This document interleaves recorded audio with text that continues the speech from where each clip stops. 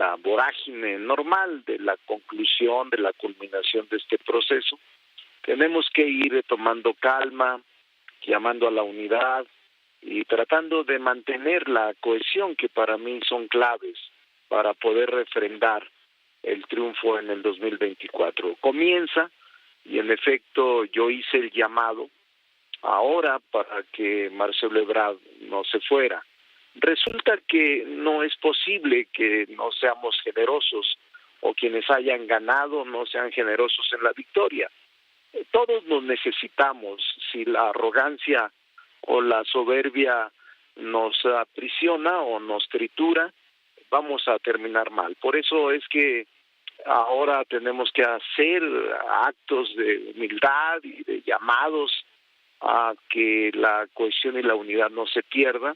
Cualquier huida, cualquier escisión, cualquier ruptura es lamentable, y máxime cuando se trate de una personalidad como lo es el propio ex canciller Pepe. Por eso estoy convencido de que hay que hacer hasta el último esfuerzo para que mantengamos la unidad en estos días que son claves para la definición política final de lo que nos ha llevado varios meses en este proceso.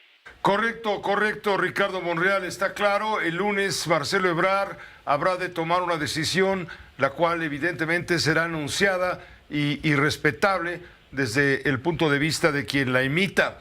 Pero yo te pregunto, Ricardo Monreal, ¿qué va a pasar contigo? Líder de Morena, de la Cámara de Senadores, presidenta de la Junta de Coordinación Política del máximo órgano, solicitaste licencia, estuviste recorriendo el país durante 70 días aspirando a lo que logró finalmente Claudia Sheinbaum. Ya viste los resultados, cómo fueron. Dinos ahora, ¿qué sigue? Porque hay que pasar la página inmediatamente. ¿Qué sigue para Ricardo Monreal? Dínoslo a quemarropa, por favor. Sí, mira, yo estoy muy tranquilo. He asumido íntegramente el resultado que ayer se expresara.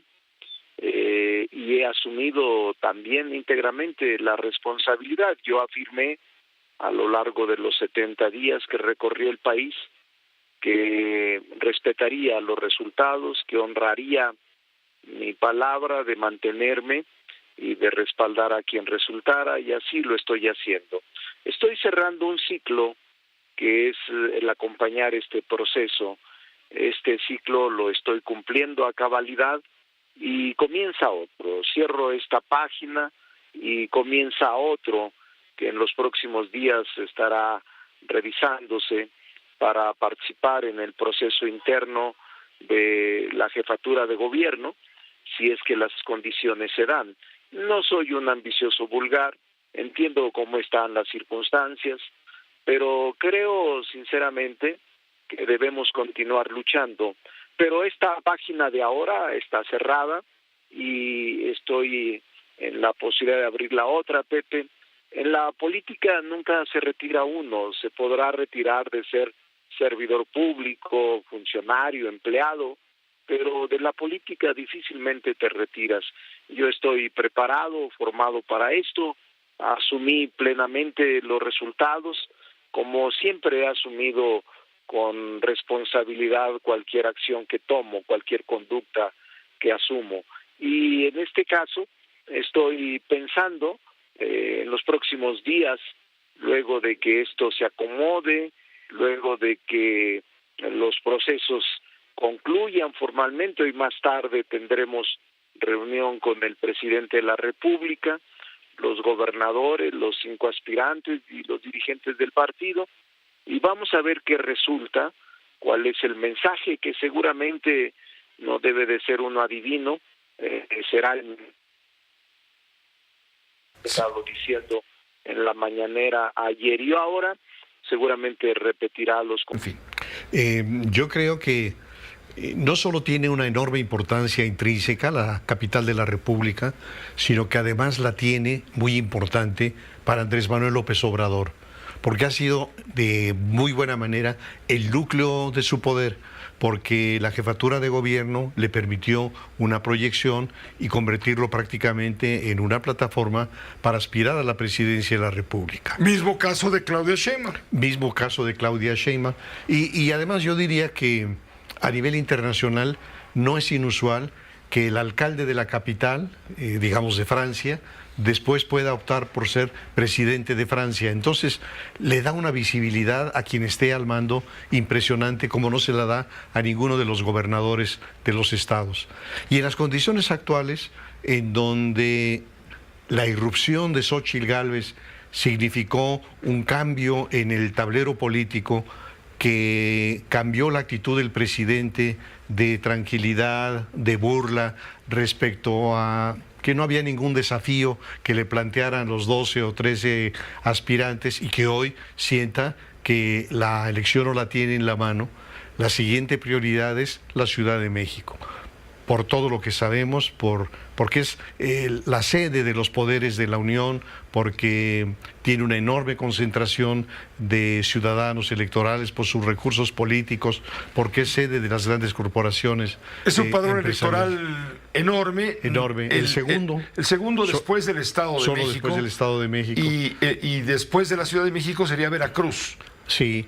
En ese punto de vista estratégico demográfico es clave en lo político. Y entonces lo que tiene Morena en este momento es una figura que es fundadora de Morena, que ha sido alcaldesa 2 veces en Iztapalapa, Clara Brugada, que bueno, ya anunció que deja la alcaldía para inscribirse en la disputa, contienda, sí, claro. En la contienda, pero está también el caso del secretario de Seguridad Pública, Omar García Harfuch, que tiene muchos asegúnes, sin lugar a dudas, y más desde la perspectiva del gran elector. ¿Por qué? Bueno, pues porque está en un área que es la de la seguridad pública. Es decir, no es el secretario de Desarrollo Económico, no es el secretario de Hacienda, sino está en la parte dura de la seguridad pública, y además estuvo de alguna manera, como casi todos los mandos policíacos en los sexenios anteriores, cercano a García Luna. Y bueno, como lo sabemos, hijo de Javier García Paniagua, su padre fue titular de la temible Dirección Federal de Seguridad, este organismo de inteligencia del Estado mexicano que tiene muchas historias, especialmente duras, sobre todo en la llamada Guerra Sucia en contra de la subversión. Y García Harfuch es también nieto del general García Barragán, que fue el secretario de la Defensa en el 68 con Gustavo Díaz Ordaz. Entonces yo creo que hay ahí elementos por los cuales el presidente no había querido en los meses anteriores que se considerara de alguna forma la aspiración de García Harfuch, pero están modificándolo en los últimos días. El periódico oficial, que es La Jornada, le dedicó una portada y una gran entrevista. La exclusiva se las dio a La Jornada. Se la dio a La Jornada. Entonces, en ese entorno de una candidata morenista con trayectoria fuerte como Clara Brugada, de un personaje como Omar García Harfuch, que tiene una simpatía superior a cualquier otro, la participación de Ricardo Monreal puede ser de nuevo una participación desangelada que lo lleve a una condición muy adversa. Lo que está viviendo además, el hecho de haber quedado en el último lugar en estas encuestas que organizó Morena, debe ser muy difícil para Ricardo, porque lo deja abajo del Güero Velasco, abajo desde luego de Noroña y del propio Adán Augusto. Correcto. La sentencia al día de ayer trae como antecedente la sentencia de Coahuila de hace exactamente 2 años. Entonces la refuerza en términos de que penalizar el aborto es inconstitucional, pero también en este caso, como ya decías, ordena la derogación por parte del Congreso de la Unión en el Código Penal Federal. Entonces, esto no había pasado anteriormente. El Código Federal penalizaba el aborto en casi todos los casos, y ahora con esta sentencia tienen que modificarlo. No es una opción, no es una cosa que pudieran postergar o congelar. Tienen un tiempo determinado en el que necesitan despenalizarlo a nivel federal, lo que, como ya decías, abre la puerta para los servicios en esas instituciones federales. No así en las locales, en los estados que siguen penalizando, entonces todavía hace falta despenalizar en 20 códigos penales locales, pero sí abre la puerta para el acceso, pues como nunca antes habíamos tenido. Entonces es una respuesta a la de hace 2 años, pero con un alcance mucho mayor. Correcto. Hay 20 estados de la República donde está penalizado el aborto. Se criminaliza, pues, el aborto, tanto en las personas gestantes, desde luego las mujeres, como los médicos o instituciones que lo practiquen. Sin embargo, a ver, no alcanzo a entender. La sentencia de la Corte es a nivel federal. Pero ¿qué va a pasar con los congresos de los estados? Sabemos que hay 12 estados donde no es penalizado el aborto. Ciudad de México, Oaxaca, Baja California, Coahuila, Veracruz, Colima, Hidalgo, Guerrero, Baja California Sur, Sinaloa, Quintana Roo y Aguascalientes. Son 12 estados, pero 20 donde es ilegal, es criminal abortar. Sí, nada más una acotación que en estos 20 estados en general no hay acceso, pero sí en ciertas excepciones. Entonces el aborto por violación sí es legal en todo el país, eso es cierto desde hace años y en algunas circunstancias como el riesgo a la vida para las mujeres. Pero sí el aborto libre, digamos, sin tener una justificación, se encuentra permitido en estas 12 entidades, en la mayoría por cambios legislativos, porque los congresos de la Unión han reformado, pero en otros casos por órdenes judiciales. Es el caso de Coahuila y de Aguascalientes y ahora del Código Federal.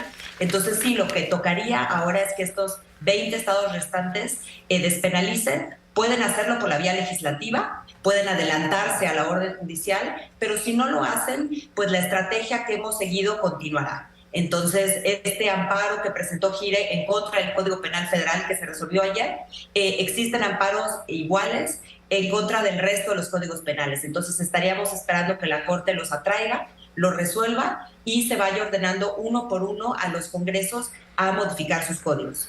Claro, porque hay casos en donde en un estado no es legal y en el estado colindante quizá lo sea. Pues simplemente si tienes necesidad te cruzas al estado donde no está criminalizado el aborto, practicas el aborto y te regresas a vivir y le das la vuelta a la ley. Esto también hay que considerarlo, desde luego. Pero hay una pregunta de fondo en todo esto. A mí me queda muy claro que se trata de un tema estrictamente de judicialización, es decir, la Suprema Corte lo único que ha hecho es decir que los artículos que criminalizan el aborto son inconstitucionales, da las razones y por tanto le dice al Congreso, ahora tendrás tú que modificar las leyes para que éstas sean constitucionales de acuerdo con la sentencia de la Corte. Pero en ningún momento se está hablando de la parte ética que implica el tema del aborto. Ahí viene el tema de la conciencia ética, de lo que le llaman el objetivo de conciencia. ¿Dónde queda ese punto en este debate? Yo diría que la Corte en esta decisión y en las previas sí vincula el aborto con temas de justicia de derechos humanos. Obviamente no de moral individual, que esa depende de cada persona, pero sí habla del aborto ya no como un delito, sino como un servicio de salud, y creo que eso sí habla de una narrativa distinta y de un cambio cultural, pero sí, sin duda da lugar a la objeción de conciencia. Esta fue una sentencia que tuvimos también el año pasado, de un proyecto del ministro Aguilar, en el que se hablaba precisamente de cómo regular la objeción de conciencia. Efectivamente, qué ironía. En este mes de septiembre, precisamente en este mes de septiembre, se estaría inaugurando el aeropuerto de Texcoco para competir con los mejores del mundo. Pero no, a través de un segundo decretazo se reducirá nuevamente el número de vuelos del aeropuerto Benito Juárez de la capital. Ahora se cancelarán 9 vuelos por hora. Y esa decisión pasó de noche para la mayoría de los mexicanos, pero es una desgracia para la aviación nacional y traerá graves consecuencias para el país.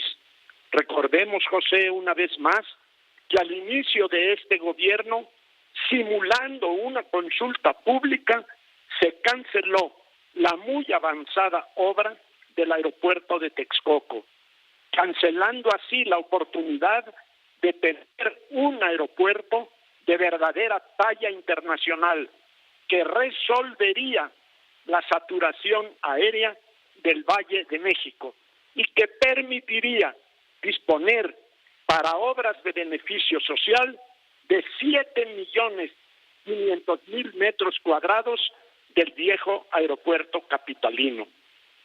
Se argumentó entonces que el motivo para decidir la cancelación era el mundo de corrupción que había en esa obra. Lo cierto es que al día de hoy nadie ha demostrado esa corrupción y a nadie se ha llevado ante la justicia, pero quedó injustamente adeudado el pueblo de México por 360,000 millones de pesos.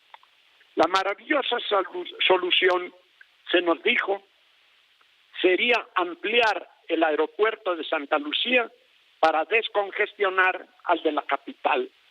Y la verdad es que la ampliación de Santa Lucía, hoy Felipe Ángeles, que según cifras oficiales costaría 115,000 millones de pesos, solo ha reducido en un 6% las operaciones en el Benito Juárez, gracias a que por decreto se obligó que el servicio de carga aérea se hiciera en el Felipe Ángeles. Exacto. A ver, aquí lo que vimos fue una decisión correcta por parte de la administración del Aeropuerto Internacional de la Ciudad de México, sí, del vicealmirante Tiscareño, en compañía o en conjunto con la Secretaría de Marina y la Secretaría de Infraestructura, Comunicaciones y Transportes. Y esto, aunque es un paliativo, por así decirlo, muy positivo para el usuario, porque yo platicaba contigo que la afectación principal era justo la temporada invernal, ¿no? Sí. El fin de año. Gente con boletos ya pagados. Exactamente, ¿no? Y que aparte no existía todavía el método de, bueno, a ver, ahora sí que en la pirinola quién pone, ¿no? Todavía no existía el método de a quién le iban a quitar estos slots. Entonces, es un paliativo, es bueno de momento, no afectamos al público usuario, pero definitivamente que si en enero seguimos a través de esta misma vía, pues seguirá haciendo lo mismo, ¿no? Las mismas afectaciones al usuario y a la industria. ¿Qué camino tienen las aerolíneas, los integrantes de la industria, para contestar esto que consideran lesivo, este decreto que consideran lesivo? ¿Hay forma de defenderse? Yo creo que sí, Pepe. A ver, y antes de llegar a esta parte jurídica o judicial o llevarlo a los tribunales, que las aerolíneas creo que tendrían una vía por ahí.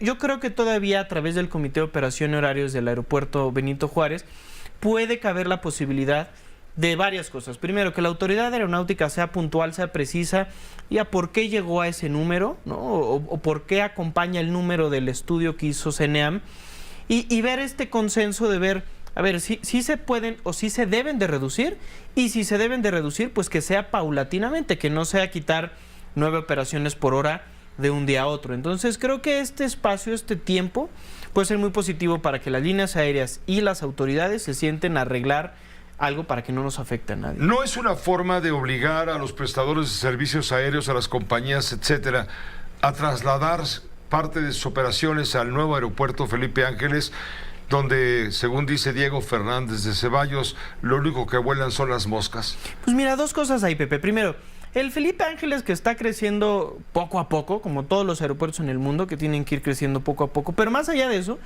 la administración de Felipe Ángeles tiene que hacer su trabajo. ¿Y cuál debería ser el trabajo de la administración de Felipe Ángeles? Buscar su mercado. No debería de estar esperando que le manden vuelos. Yo creo que no debería de ser por ahí, ¿no? Y otra cosa, yo lo dijimos, creo que incluso lo dije aquí en este espacio hace unos días contigo, los aeropuertos no pueden crecer por decreto. Y mucho menos me gustaría pensar que en México empecemos a hacer los aeropuertos más chiquitos por decreto, porque entonces sí estaríamos en una industria sin certidumbre y sin rumbo, y eso es riesgoso para la industria, que le representa cerca del 4% del Producto Interno Bruto al país. Nos recordaba Diego hace un instante, hablando en su comentario, que hoy se hubiera inaugurado el aeropuerto de Texcoco. Así es. Y mira, Pepe, yo creo que Texcoco pudo haber sido un gran aeropuerto. Eso creo que nos queda claro a todos, ¿no? Pero también me gusta a mí pensar en el presente, ¿no? Hoy ya tenemos Felipe Ángeles y hoy estamos unos meses de que la administración inaugure Tulum, inauguren Barrancas del Cobre. Es decir, también hay que ver las cosas buenas que ha hecho la administración actual. Ya le van a dar, ¿no?, Toluca a los militares también. Ahora tiene la Secretaría de Marina Toluca, que también tienen que decirnos qué vamos a hacer con ese aeropuerto. A lo que voy con esto es, se está construyendo infraestructura aeroportuaria en el país, eso es positivo, ¿no? Se le está tratando de dar vida a infraestructura aeroportuaria como Toluca, ¿no? Pero ¿a través de qué? O sea, ¿cuál es el objetivo?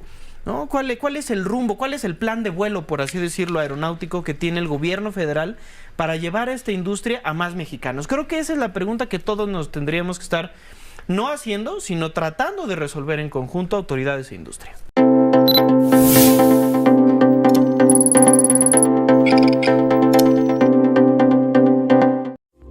Esta fue una producción de Grupo Fórmula. Encuentra más contenido como este en radioformula.mx.